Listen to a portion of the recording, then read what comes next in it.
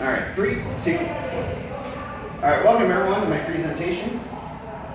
Today we'll be presenting on refugees and what constitutes a refugee and why they come to Nebraska and to Lincoln. Everyone here, we're all over 18, so. All right. Circumstances vary widely why someone becomes a refugee. A war breaks out, famine strikes, a corrupt government comes to power and begins persecuting a group for their socioeconomic or political beliefs. The term refugee has not been well defined in the course of history, Pollock noted. In the late 1800s, the term refugee first became about because of international armed conflicts. As history has evolved, there's been kind of an effort to more well define what a refugee is.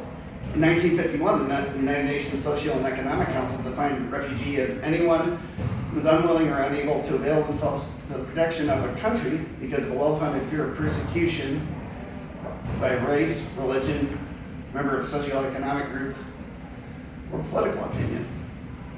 However, it was up to individual governments to follow the mandate. Individual governments were not bound by following the mandate set by the United Nations. They could approve or deny refugees based on their own conditions for what a refugee was constituted as, Rooster noted. In 1967, the United Nations also went on to clarify what a refugee was,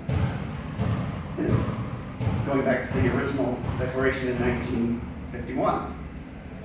The term refugee in the United States first became defined in the late 1800s, in the years after the Civil War during the Reconstruction.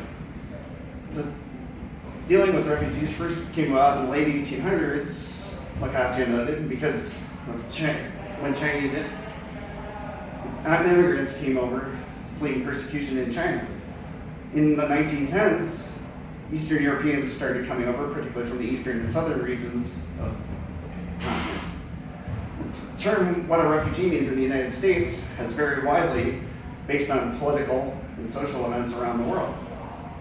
In 1980, Congress passed and President Jimmy Carter signed the Immigration and Nationality Act, which states those who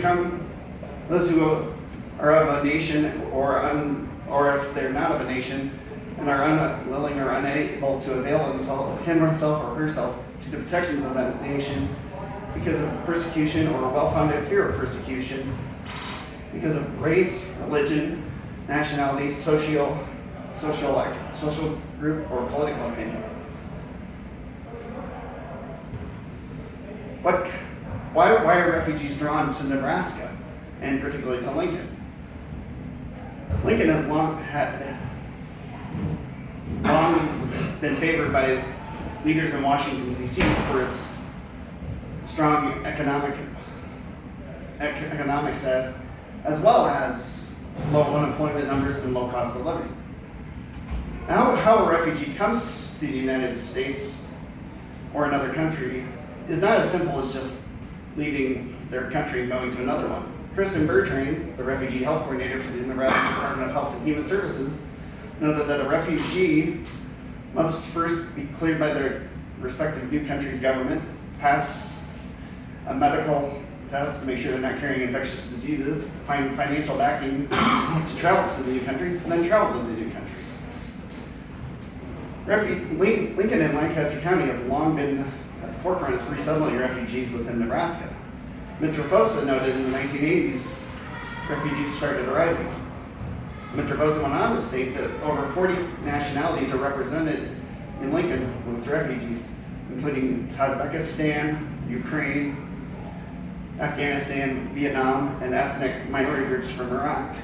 According to the Department of Health and Human Services, Lincoln has the largest population of Yazidis, a religious subgroup that was persecuted by ISIS in Iraq, in the United States.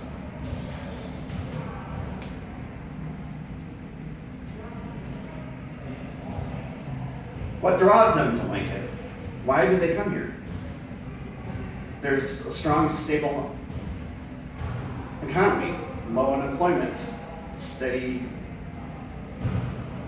opportunities for work, Metro also noted.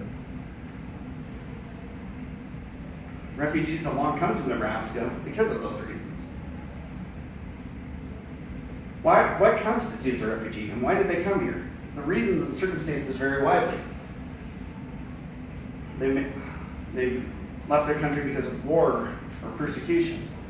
How can we help them?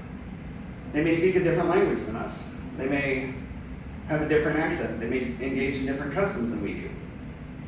The more we get to know and learn about them, the more we can sympathize, empathize with those who are refugees and become better, more well-informed citizens about how to